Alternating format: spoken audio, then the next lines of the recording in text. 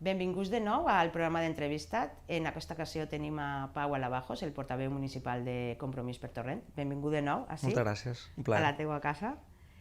I el primer que res, és la primera entrevista que fa després d'anunciar que se retira de la primera línia de la política torrentina. Sí, la veritat és que ho vaig dir ja quan en 2015 vaig fer aquest pas endavant per a presentar-me com a candidat. Vaig dir que jo faria 2 legislatures. Després d'estos 7 anys, quasi 8, que porte de regidor, em referme més perquè és una agenda trepidant i això evidentment et furta molt de temps personal i per tant ningú no és imprescindible i deixa que passe la següent persona que segur que representarà a Compromís de la millor manera possible. I tirant enrere aquests 7 anys, faria alguna cosa diferent?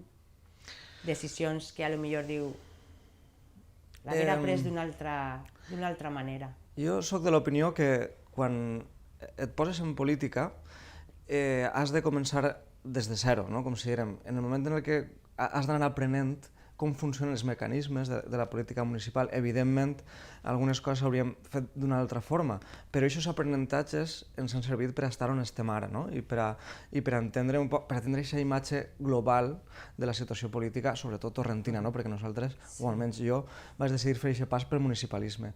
I no tinc cap qüestió que diria la faria d'una altra forma, sinó que simplement encararia la política amb una altra ànima, amb una altra altura de mires, perquè realment ha sigut algunes vegades molt estressant i ha afectat físicament, fins i tot i personalment, o psicològicament, perquè és una qüestió que és dura de suportar a vegades. Sí, ha parlat Adés de la persona que ve ara a substituir la portavocía, en el cas de les eleccions, el candidat Xavi Martí. Finalment no n'hi haurà primàries tampoc en Compromís perquè és una llista de consens. Bé, encara és pront per a dir això. N'hi ha una assemblea en la que s'ha de ratificar aquesta proposta de l'executiva que diu que per una aclaparadora majoria s'apostava per una llista de consens en què la germanor del propi col·lectiu i la idea de fer una llista transversal en la que estiguen totes les sensibilitats representades crec que és la que porta més camí de fer-se realitat, i Xavi Martí ha fet el pas endavant de poder encapçalar, de voler encapçalar una llista que crec que és la persona ideal per a liderar-la, una persona que té un bagatge importantíssim en el nostre col·lectiu, però també en el grup municipal, havent sigut assessor i havent estat en la part de darrere des de fa molts anys, fins i tot de l'anterior legislatura a que jo entrara com a regidor.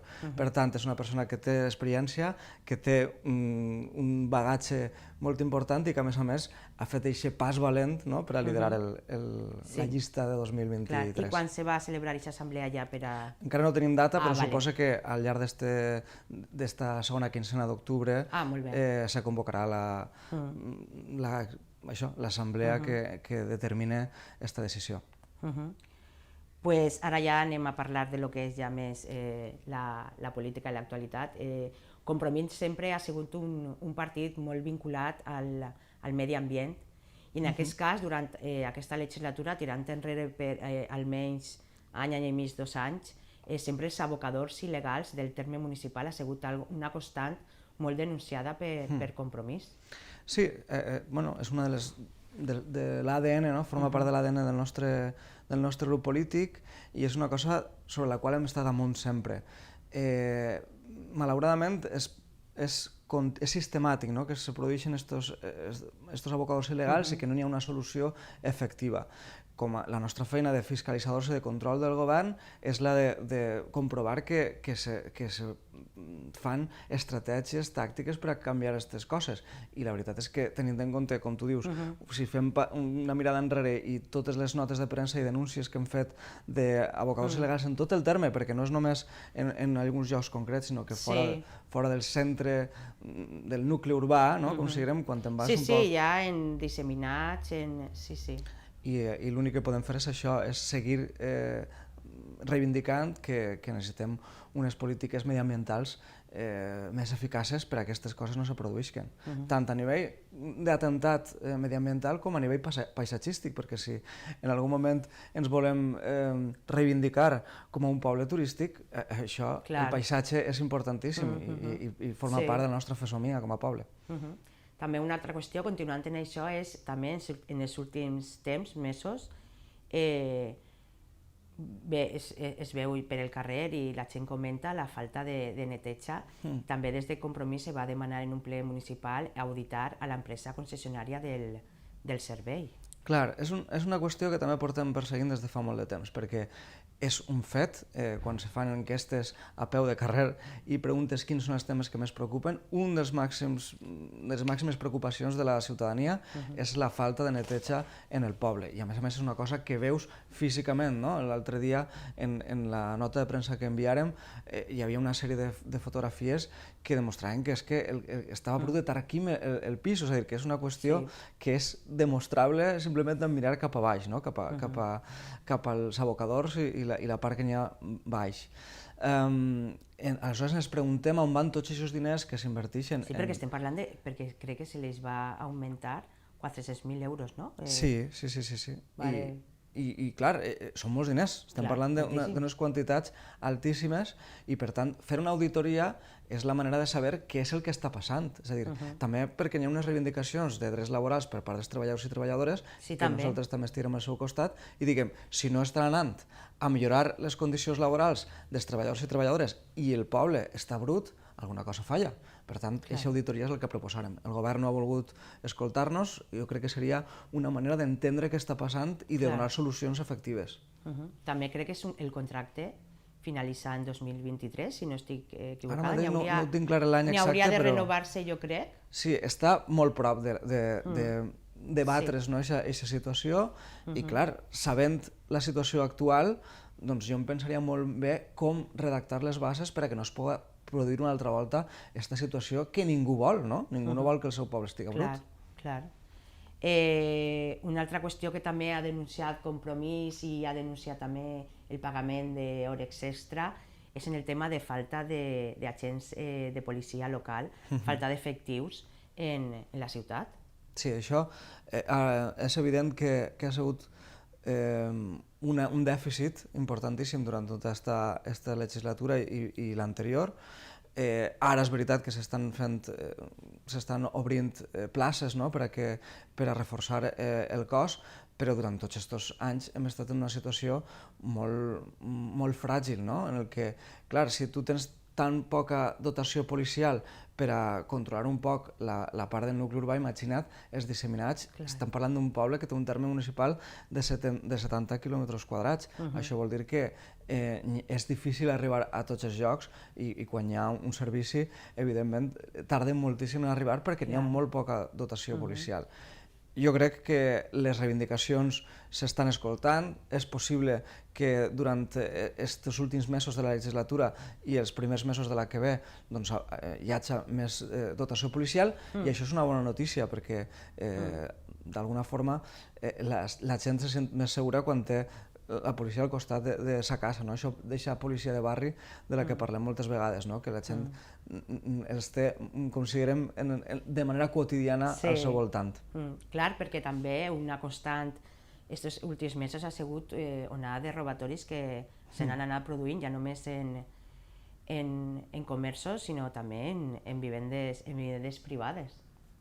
És això, una cosa va lligada a l'altra, és a dir, quan tu no tens tanta dotació policial, d'alguna forma,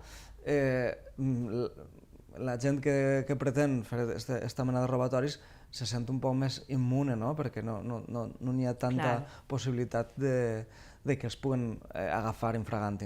Clar.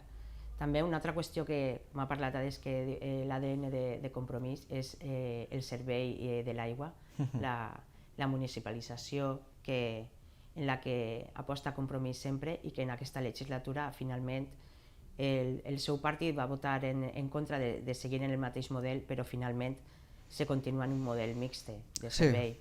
Sí, per a nosaltres és una cosa que no s'hauria d'haver produït. És a dir, en l'anterior legislatura arribàrem a un pacte d'investidura que estava supeditat a una sèrie de punts, i un dels punts que vam parlar, evidentment, era la municipalització de serveis.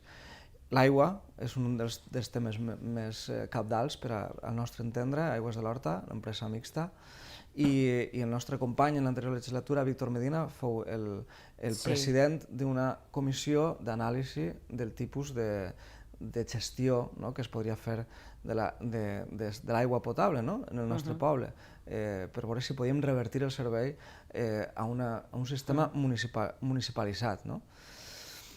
La situació és que en aquell moment ens necessitàvem per a la investidura i ens digueren que sí a tot, però la realitat és que el PSOE no vol saber res de remunicipalitzar serveis i prefereix aquest model privat en el que uns pocs s'enduen els guanys i no tenim el control real d'aquest servei.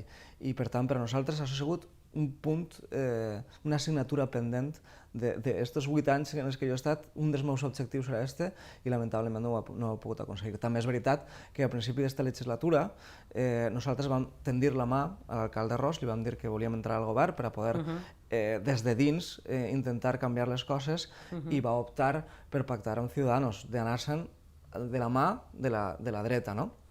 I per tant ens ha llançat ell mateix a l'oposició, ens ha llançat a estar amb l'escopeta pendent del que es feia des del plenari.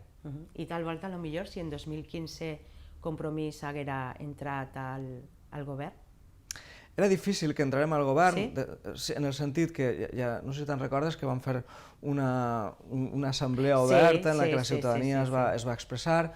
Les opinions estaven molt dividides perquè, clar, és evident que estant dins del govern, com t'estic dient, en 2019 vam valorar, vam explorar aquesta possibilitat, la d'entrar al govern, i no va poder ser per la negativa rotunda de Ros, però en 2015 estàvem en una situació en què si nosaltres alçàvem els braços governava el PP, perquè era la llista més votada, segons la llei electoral això és el que haurà passat, la dreta haurà continuat per culpa nostra, d'alguna forma que érem la clau del govern, però clar, l'altra qüestió és que amb qui havíem de pactar és amb el PSOE, que en el seu moment va especular amb l'Horta, va privatitzar l'aigua, va privatitzar la llum, va privatitzar la pràctica majoria de serveis. Sí, la neteja pública. I la neteja pública, per exemple. És a dir, que d'alguna forma el que ha sentat les bases d'este torrent és aquest PSOE de Ros. La veritat és que està en una situació molt difícil. Sí, me'n recordo, no? Va ser una assemblea ahí en el pati en Montesión, no? Me'n recordo. Definiríem un poc la situació com susto o muerte. La situació no era fàcil. No, gens fàcil, gens fàcil. També una altra qüestió que potser sí que ha pogut aconseguir Compromís, perquè era també una reivindicació, era l'adquisició per part de l'Ajuntament del Palau Giner Cortina, ja per fi en mans municipals. Això ens ha costat suor i llàgrimes, però finalment es va aconseguir protegir un patrimoni, tenint en compte que hem vist com han caigut alguns xalets patrimonials com el del Francès i per fi, després de litigis i de molta feina i de molt de picar pedra, perquè hem fet moltes notes de premsa, moltes intervencions en el ple parlant d'això, finalment es comprar. El que passa és que ara la manera en la que estan restaurant, el primer que hem vist és la cúpula, que l'hem perduda i realment és una llàstima. Va ser una denúncia de Compromís, com s'estava... Clar, era un dels caramelets patrimonials que tenia... Sí, la veritat és que era molt bonica, el que quedava era preciosa. Sí. Pues res, en un principi, així hem acabat l'entrevista. Si vol afegir alguna més que no hem parlat en un principi. No s'han parlat de moltes coses, no sé.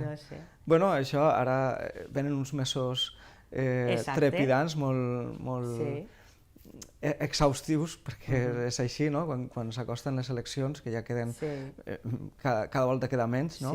Doncs això, jo ara que ho puc dir, he estat molt orgullós de ser regidor en el meu poble, li ho recomano a qualsevol persona, perquè, primer, és el municipalisme és molt agraït en el sentit que tot allò que aproves al ple, al dia següent està repercutint sobre les persones que te creues en el pas de seure cada dia. Sí, ho veus cada dia, clar. En altres institucions hi ha com molta més distància respecte a la ciutadania i així això vas caminant pel carrer i te para algú i te diu mira, n'hi ha una cosa que si me podries ajudar i és molt gratificant el poder fer de cadena de transmissió i ho recomano a qualsevol persona, perquè n'he après molt i me'n vaig molt content. Pues res, des d'ací, de part que ens toca a nosaltres, moltíssimes gràcies per atendre sempre als mitjans de comunicació, sempre, i que vagi molt bé. Gràcies a vosaltres, un plaer. Pues res, així se despedim, fins al pròxim programa. Gràcies.